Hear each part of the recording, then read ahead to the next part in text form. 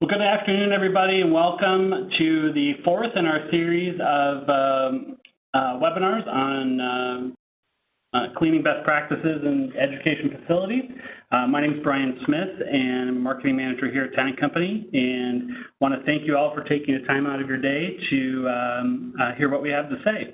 Today, we're very excited. I have three of my good friends on the call with us today, and it's going to be a really interesting discussion around the really emerging world of data-driven decision-making within the cleaning industry and specifically within education facilities.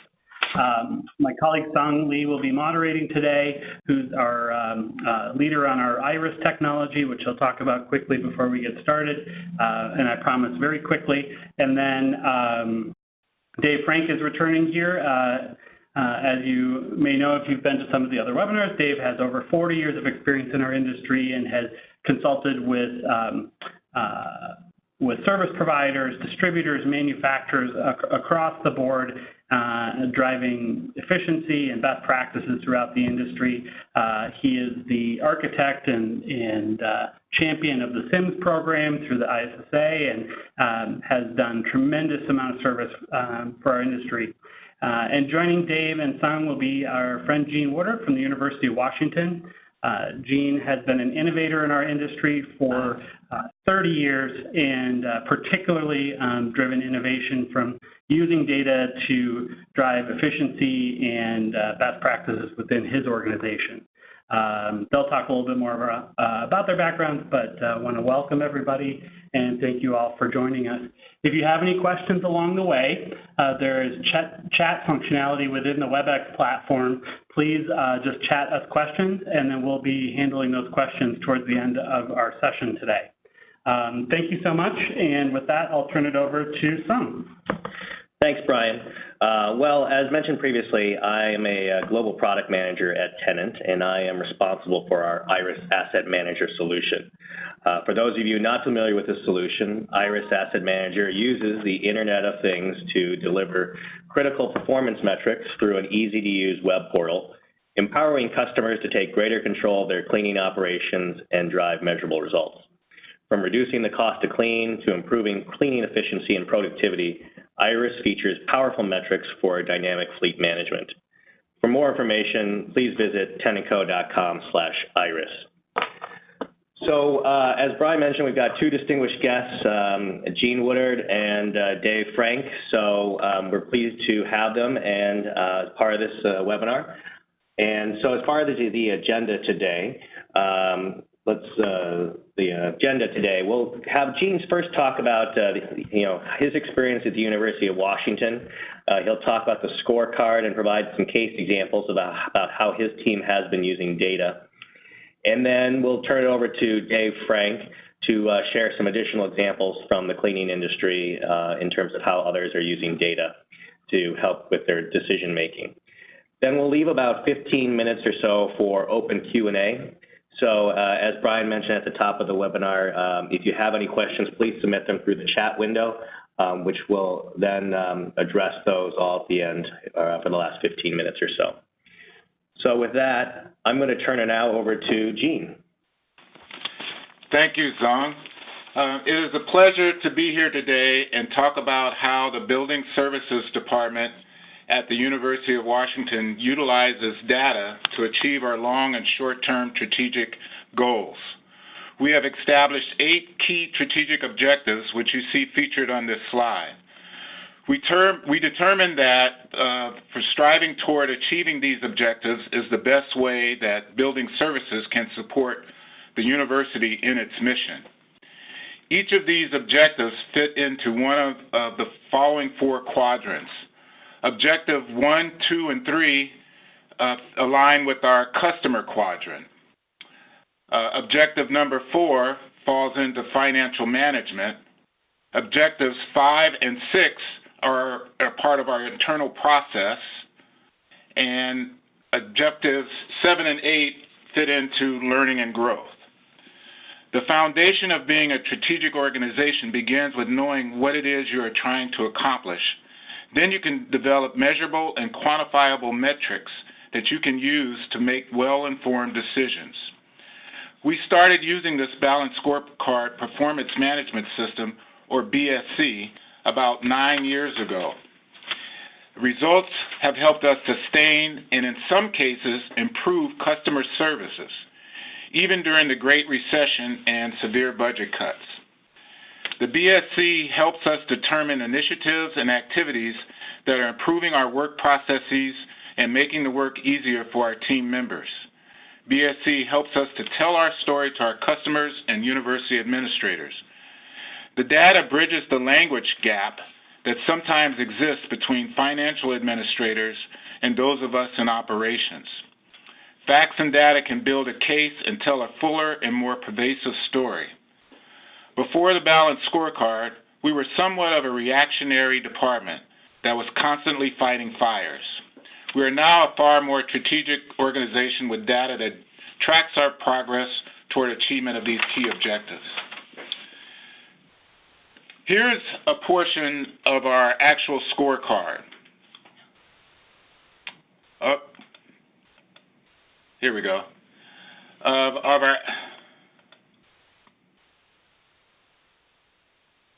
Here we go. This is a portion of our actual scorecard.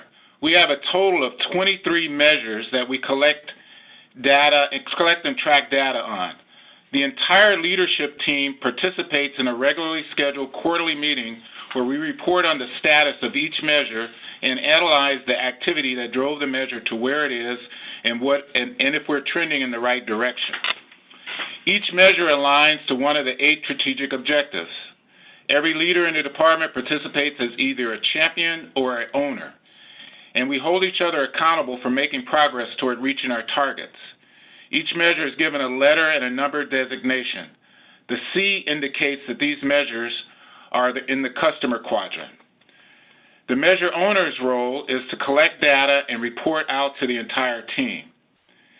The champion's role is to promote the measure and recommend activities or initiatives that will help us meet the established targets. It's a simple color-coded system of red when a target has not been reached and green when the target has been reached.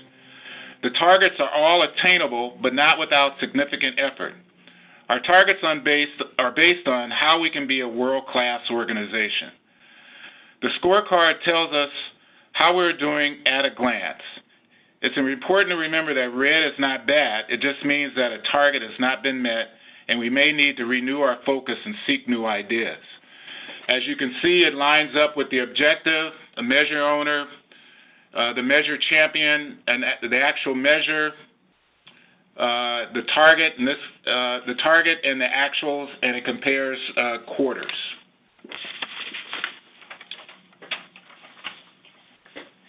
Next slide.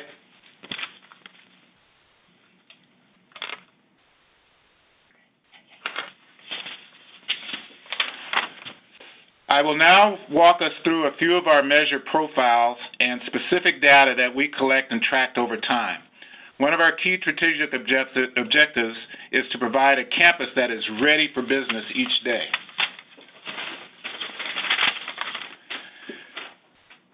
The availability of people to clean the campus is directly related to our ability to provide facilities that are ready for all the day's activity that will be taking place within them. Buildings that are ready are clean, functional, well-stocked, and presentable. So one of our measures aligned with ready for business each day is our absenteeism rate. The red dotted line is our target, which is 11%. So in this case, the lower the blue bar is, the better. We measure each quarter using our fiscal year as the framework. Q1 begins in July 1. When we first started measuring the absentee rate, our department average was around 18% and sometimes higher.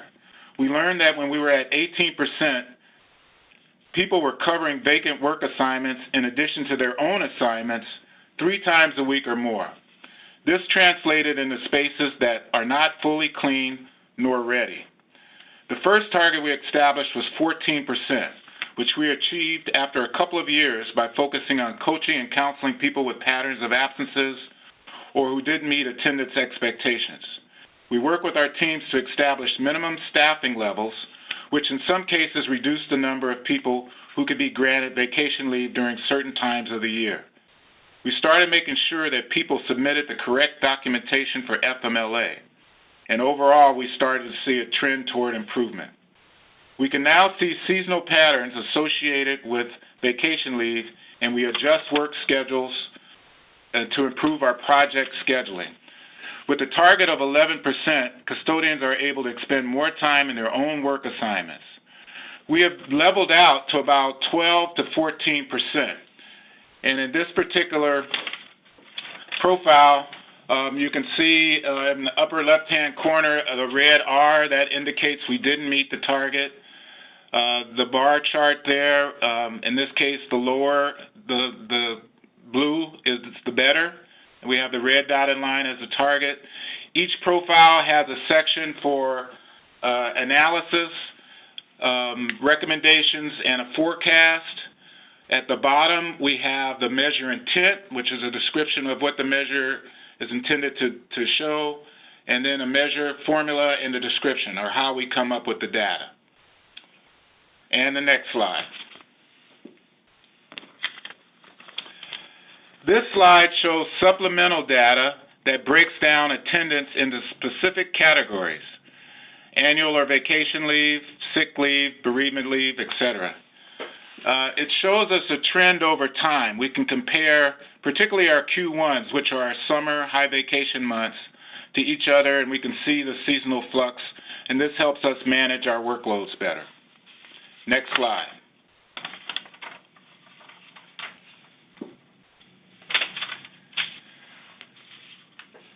This measure also aligns with the objective of providing a campus ready for business each day. It tracks the amount of square feet of carpets cleaned or extracted per quarter. We need to improve in this measure since we have only exceeded the target once in Q1 2014 and came close in Q1 15-16. We can easily see that we are short of hitting our targets. The university has 3 million square feet of carpet, and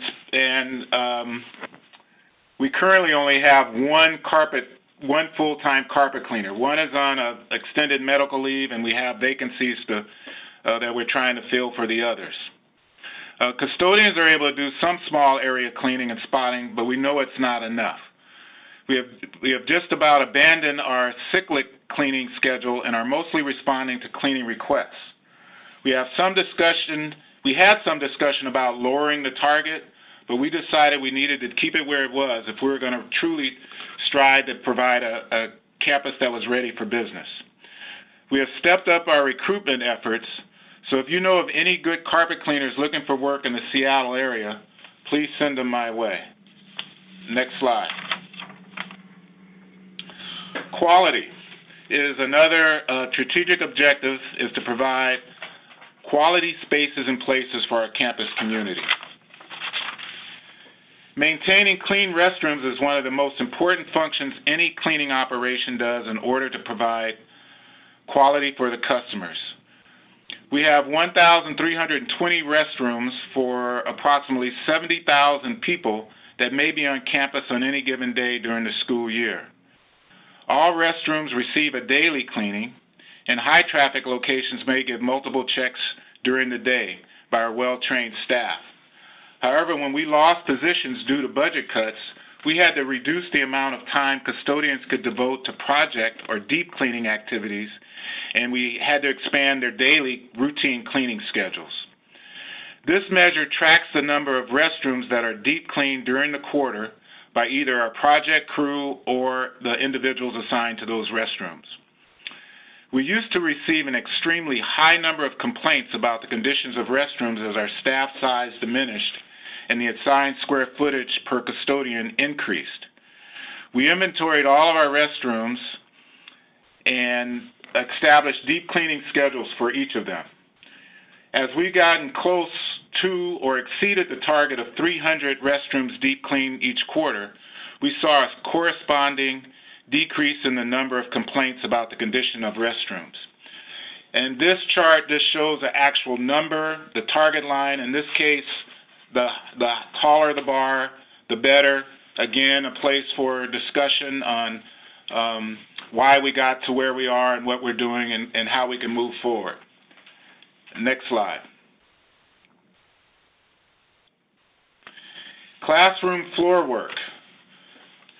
We also track the classrooms that we complete floor work in during the quarter.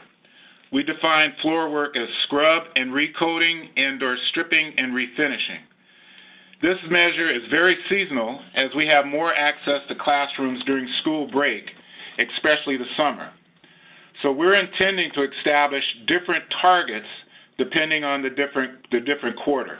As we develop this measure further, we'll have a kind of a fluctuating target for this particular measure. Next slide, please.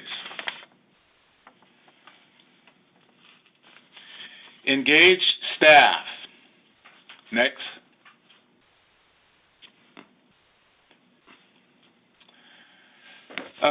This is something that I am really, truly excited about. 30 years in the business and probably on my final laps in my career, this gives me something to really sprint toward the finish line, and it's our efforts to engage all staff in continuous improvement.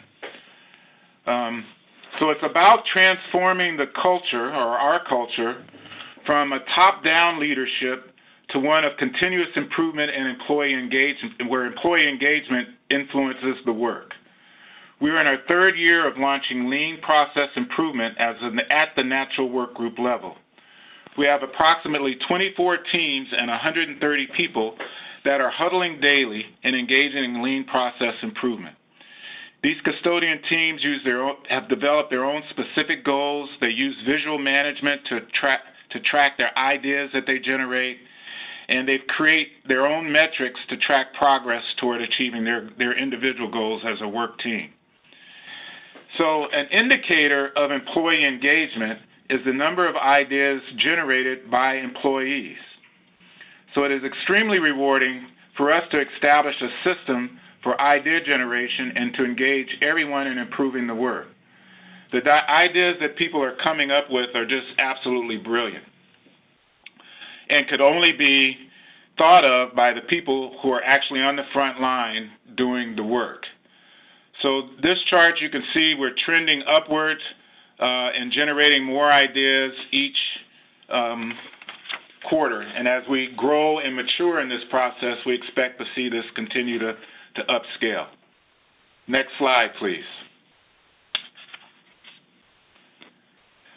This is supplemental data that shows how each of our work areas is doing in terms of generating ideas. And it also provides kind of a healthy competition amongst the areas. It's not a true comparison because in some work areas there are more work teams that are in that particular area, so they're likely to generate more ideas because they have more staff engaged. But you can see the trend, and this is a way that we can track how we're doing with creating this new culture of full participatory leadership. Next slide, please.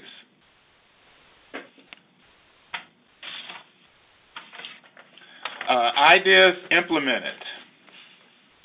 This is a companion measure that tracks the number of ideas that we actually implement from those that were generated.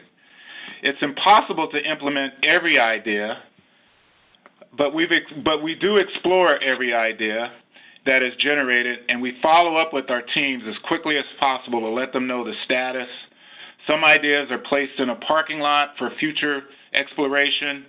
If ideas cannot be done or we need more information, we'll discuss that fully with our teams so they feel supported and encouraged. The target is 2 ideas per employee per month, which translates to about 750 ideas per quarter. As you can see by this chart, there's quite a delta between the actual how we're doing and the target. So we want to, and that could be a little discouraging. It looks like quite a leap to get that far.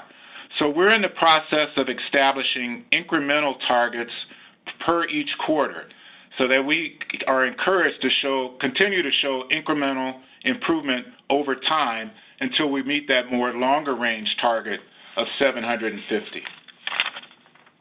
Next slide, please. And again, this is the supplemental data that reveals how each work area is doing in terms of implementing ideas. Next slide, please. Customer responsiveness. To be easy to do business with, which is this objective, we want to lessen the administrative burden of our campus customers. So we track the number of complaints submitted to our office, our main office. These complaints can be big or small, and in some cases not even valid, but we still want to reduce the calls. We would like to receive no complaints during a quarter, but with our staffing level and as big as our university is and our customer base, no complaints is just not realistic.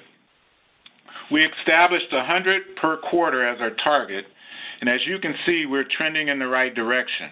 It is our desire to improve our service delivery, so much so that we expect this target to be adjusted over time until it is a much lower number.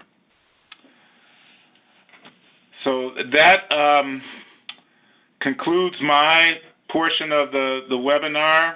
I want to thank you for allowing me to share what we're doing with you at the University of Washington, and I'll now turn it over to Sung. Thanks, Gene. I think that was really great to see, real-world examples of how your team is putting the data, how your team's using the data, and how you're using it to actually inform the actions that your team is making. Before I turn it over to Dave Frank, I just wanted to remind everyone that we'll have about 15 minutes or so for questions at the end. So if you have any questions at all, please feel free to submit them through the chat window. The questions will be only visible here to the Tennant team, so you don't have to worry about everyone on the webinar seeing your question. And then we'll pose those to Gene and Dave. So with that, Dave, I'll turn it over to you to talk a little bit more about examples in the rest of the industry. Thank you, Sung. Thank you, Gene. When we look at data or key performance indicators, I think it's important to understand that there's all different types of data and information. And when you look at what customers want, information is important to the department manager. It can be important to an administrator. And that there's a lot of decisions that are based on the data, and some things can be fixed and some things can't. And the data from a K-12 school to a university to an industrial plant or a hospital, all the data points are different, and no two buildings are alike. And then cleaning organizations, different cleaning organizations have different cultures. And so I had dinner with Gene and his supervisory and management team up in Leavenworth, Washington, not Leavenworth, Kansas, but Leavenworth, Washington. And what he did was he had an impact on the culture of the organization.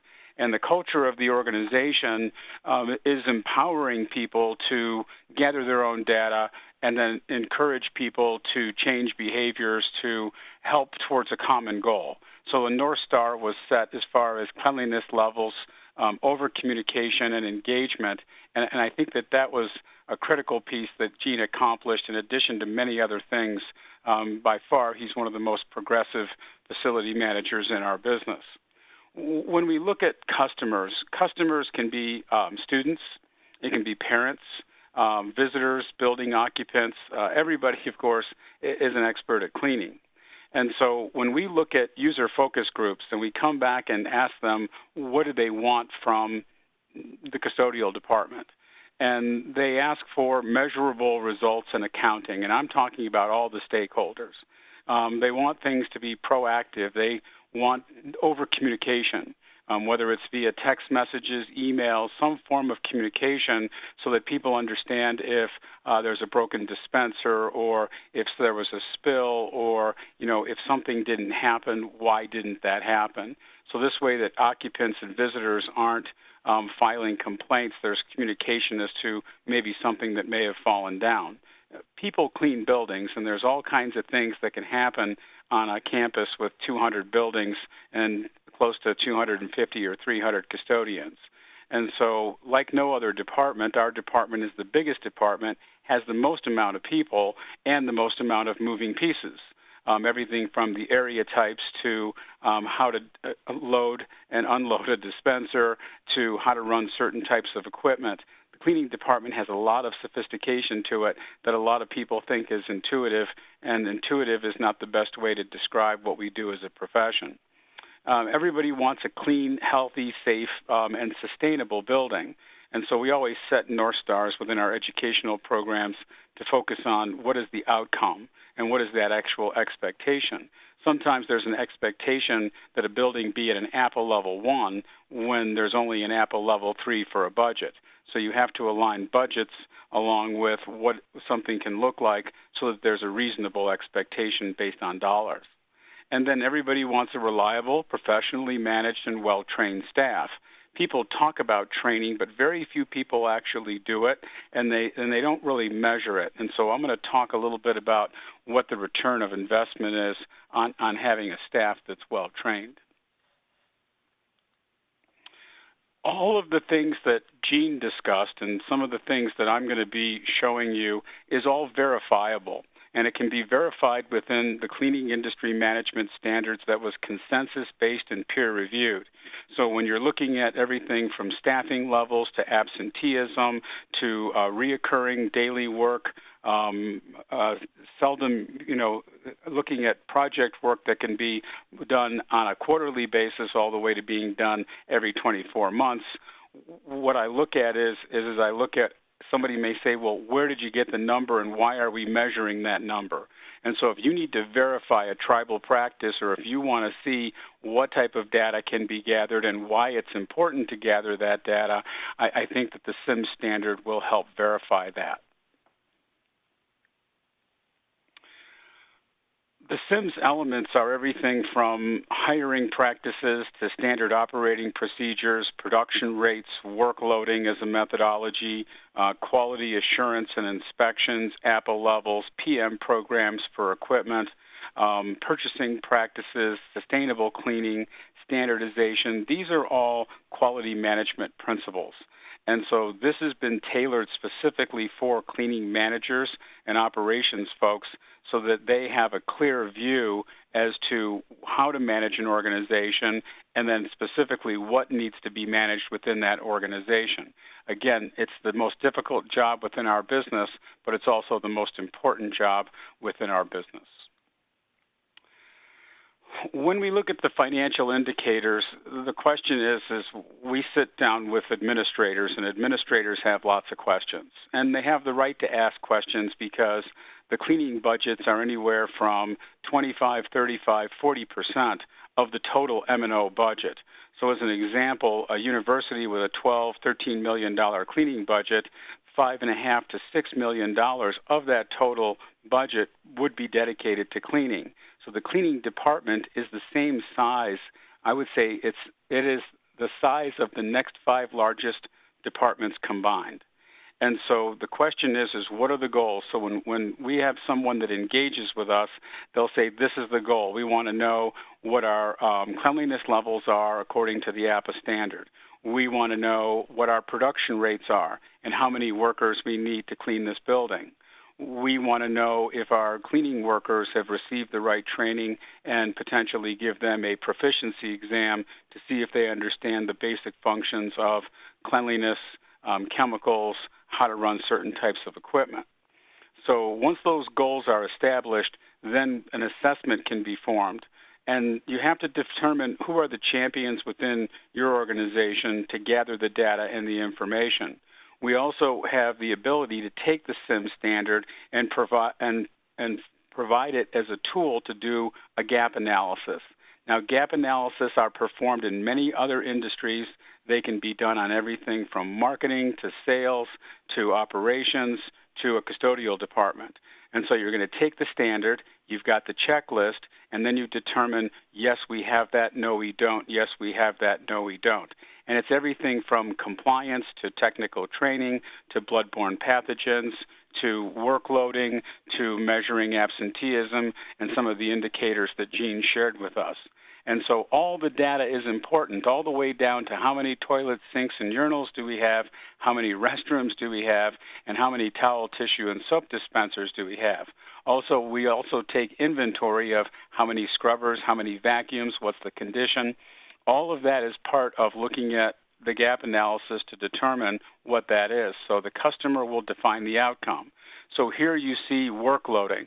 Workloading is the financial element of our business, which is what is our total square footage, what is our cleanable square footage, do we have job descriptions, do we have functional task lists, frequencies, and do we know our production rates? What is the actual building data? Do we have quality scores? And I'll show you an example of quality scores of inspections. And then I know in speaking with Gene that he's actually got his people performing their own inspections, which I think is critical versus having, supervisors or managers. If I can get people to inspect their own work, that's critical to helping them with quality improvements. Injuries are a big portion of our business, and these are direct and indirect, and some people bring injuries to the job themselves. But we also know that training gives a strong ROI, not only on quality and production rates, but it also can reduce job-related injuries. And so is there a training curriculum of cleaning skills and also non-cleaning skills? And then once we have the information from the inspections, do we have corrective action forms, and are we able to remediate whatever the complaint was and then focus on a quality outcome? And so there's a lot of different things that can be measured. It's just a matter of who's measuring them, what is it that they want from the data, because the data itself is just a bunch of numbers with graphs and charts. The question is can we implement it? Can we improve it? And do the people that work on the front lines understand how that information may be affecting the quality of the outcome?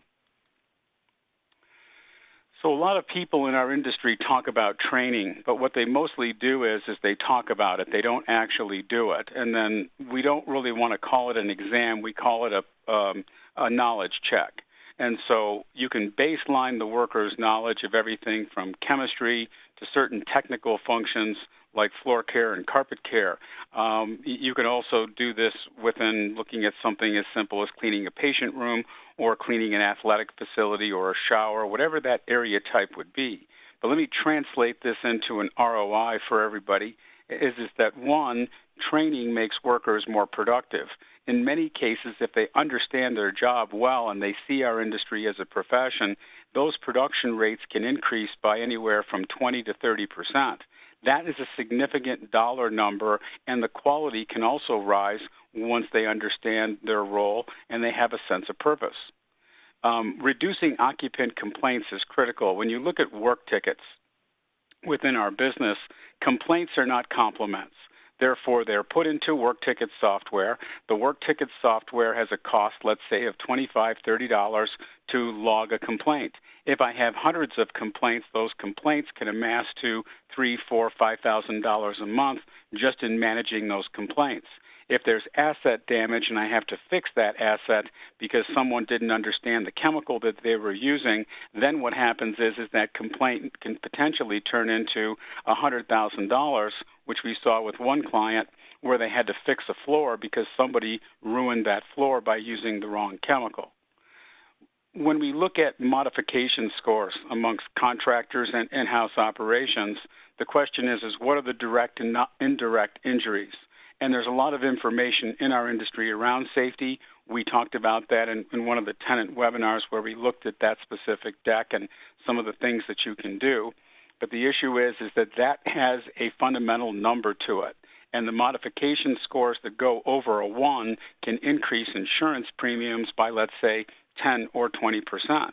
And so the government tracks the workers. They track this information using SIC codes. Then they feed it back to the insurance companies because there's 3.2 million workers within our industry, and injury rates can be in the top 4 or 5 for our business.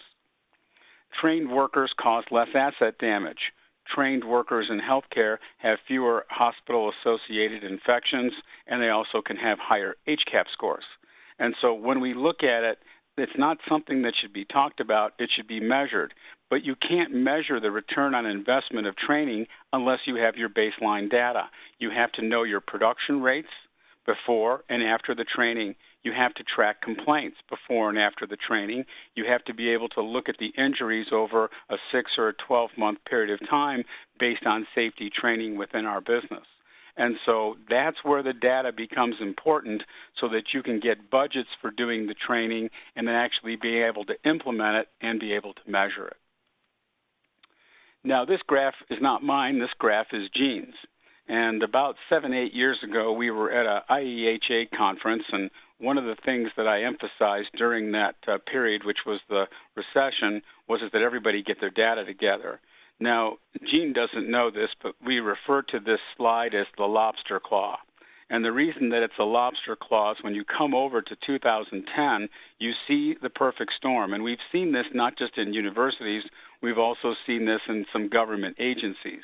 Now, the lobster claw is when you have an increase in the building of buildings and an increase in the square footage, and you have a decline in full-time employees. So budget cuts automatically occurred because money didn't exist. It was a lack of revenue that existed within many organizations. And simultaneously, they were building buildings, increasing square footage, giving the custodial department no more employees to clean those buildings. And then a lot of managers in frustration said, well, we'll do the best we can. Well, if somebody builds a 250,000 square foot building, and that building needs 7 full-time employees, it's not like leprechauns come into the building and clean them at night. And so these are two of the most important lines that I've seen anybody produce. And Gene's given us permission to show these. And what we've done at some of the APA drive-in conferences is that we've shown these slides to emphasize the need to gather data, to actually perform the measurement, to present a case to management as to what we can do, what can't we do. Sometimes organizations are overstaffed, sometimes they're understaffed, sometimes their production rates, when you go to external benchmarking, are not directly aligned with other like buildings. And so organizations like an APA have benchmarking reports where you can look at other similar universities. But there's big differences in buildings, and looking at the raw data itself doesn't tell me where that facility should be in that specific market, given the variables and the weather conditions, the traffic, and the type of occupant that's in that building. And so data is important, but it also has to be confirmed or denied, and we have to be able to explain any special conditions that can impact a specific production rate. Now, these production rates that you're seeing, I'm not trying to tell you that the production rate is higher or lower. The issue is that it's about what can be attained. Now, this is all based on the scope of work. It's all based on staffing levels. It can be based on mechanization versus doing things that are performed by hand. But this is showing you, and this is also a slide that Gene had shared with me as well, where you see the production rates of the worker in a 7-hour shift. And so people will say, well, we're at 3,000 square feet per hour. What do you think? I said, well, some of your contemporaries might be at 4,000, 5,000, or 6,000 square feet an hour.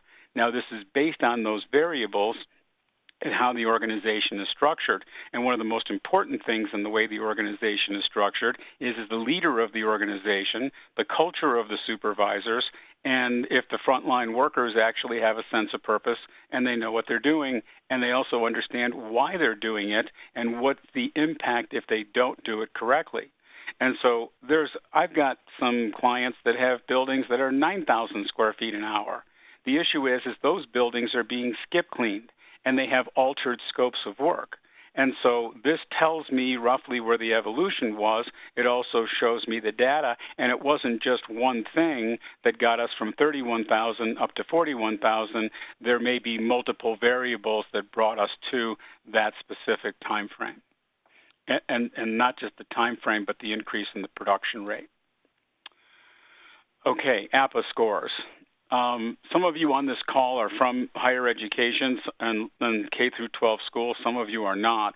There are 5 levels within the APA standard of cleanliness, 1 being the best, 5 being the worst. Restrooms should never be greater than a 2. And then aligned with this are production rates that APA uses based on some functional cleaning times. Most universities have detached themselves from the production rates because they've had to clean at a faster rate. And although the rates are interesting with all the rider scrubbers and the backpack vacuums and mechanization, cleaning workers have the ability to work at a little bit faster rate. On the left-hand side of this slide are QC scores. Now let me explain the conditions. This is a K through 12 school. These are 5 high schools. The staffing levels in the 5 high schools are identical. The equipment in the 5 high schools is identical. Each school has the same rough square footage. They're all in that 210 to 230,000 square feet. So everything is identical within some variance, let's say, of 5%. So one, we perform an inspection. We get the inspection scores. We then align those inspection scores with the APA levels. So one of the schools, and any school that we do, there's always an anomaly. The anomaly is a conscientious head custodian or a supervisor who's holding his people accountable, who understands the sense of purpose, and all of a sudden you have this, what we would consider statistically as an anomaly and or an outlier. Now the other 4 schools are just dirty. And you don't really need to do the inspection to determine they're dirty. You could walk it with a digital camera, and you would see it visually within probably less than 30 feet as you walked in the building. I can actually tell you if a building is clean or dirty simply by going to the custodial closet. I don't even need to walk the site. And so once we have the APA data, now we can put in a corrective action form. We can take digital photos of what those quality deficiencies are and then put into place a corrective action form in order to get the custodians or that head custodian to start taking action with what it is that needs to be brought up to maintainable standards. But I'm not going to bring these buildings up to maintainable standards if I don't have the commitment and I don't have a manager on that job site that's willing to hold his people accountable. If I spent $250,000 taking those 4 buildings and bringing them up to an APA level 3, it would probably be a waste of money because in less than 60 days they would go right back to where they were before without a level of accountability and leadership on those job sites. And so this is an example of data that somebody would gather and then being able to look at why something was occurring or not occurring and then bringing people together to say, here's your scores, here's your deficiencies, here's your corrective action platform. Okay, this is a K through 12 school benchmark. This is internal benchmarking that's done by all the inner city schools within America. Now, this is a figure that a lot of organizations, administrators will look at, is what is the cost per square foot. So in this case, it's $1.53 per square foot is one of the school districts that we've been involved with. Now, that particular school district has a production rate of about 3,500 square feet per hour. I have other schools that may be at 5,000 square feet per hour. The question is what is their APA level, what is their cost per square foot, and what is the production rate per worker per hour? And so the information, in our opinion, has to be integrated because it doesn't do any good to have a cost per square foot of $1 per square foot and to have a building that's an APA level 5 with bad QC scores that's dirty. So there has to be some balance between the money piece, the quality piece, the production rate, and the cost per square foot. But a lot of administrators or the bean counters will look at it and they'll say, well, look, I've got 100 buildings or 100 hospitals, and these 3 hospitals are too clean, and the cost per square foot is too high. And I said, yeah, but if you look at the HAI scores and you look at the HCAP scores, what you'll also notice is that there's some other financial indicators that are related to the fact that that building scores in the high 90s for QC scores. And so you can't just grab one number. The numbers have to have some type of integration so that the integrated number is equaling whatever the goal or the outcome is. Then you can focus on quality management principles in order to improve the operation. Okay, this screenshot comes from the Value of Cleaning white paper. This is an ISSA paper that we assembled about 3 years ago. Gene was doing something unique. He was moving his operation from night cleaning to day cleaning. Not an easy thing to do. There are some universities around the country. Yale University on the East Coast is another one that's been day cleaned for over 25 years. I'm not promoting day cleaning. We don't have time to go through it. A lot of people have questions on how it's performed. But in asking Gene about his metrics, this is what he shared with us. And so moving from one cleaning model to another cleaning model, he was able to change his APA levels from a 3 to a 2, which is not an easy thing to do. A 2 is a pretty clean facility. When I look at it, a lot of facilities, especially state agencies, are usually at 3s heading to 4. QC scores, low 80s to low to mid 90s, again, major accomplishment. The big accomplishment is moving from 24,000 square feet in a 7-hour shift to 42,000 square feet in a 7-hour shift, having high QC scores, high APA levels.